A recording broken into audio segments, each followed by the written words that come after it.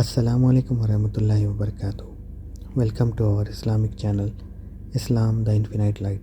Let us learn more about Islam.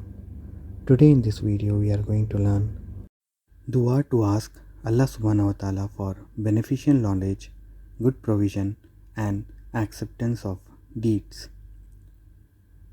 It is mentioned in one of the hadith in Sunnah Ibn Majah. It was narrated from Salama that when the Prophet ﷺ performed the morning prayer, while he said the salam, he would say, Allahumma Inni as'aluka ilman nafi'an wa rizqan tayyiban wa amalan mutakhabbala. Allahumma Inni as'aluka ilman nafi'an wa rizqan tayyiban wa amalan mutakhabbala. Let us now break down this dua to understand it more clearly. Allahumma means, O Allah. Allahumma means, O Allah. Then comes Inni as'aluka. Inni as'aluka means, I ask you for. Inni as'aluka means, I ask you for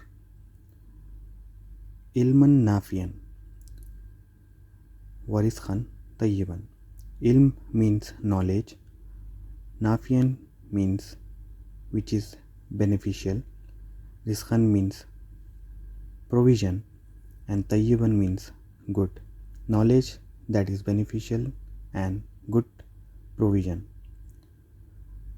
Wa amalan mutakhabbala. Wa means and. Amal means deeds.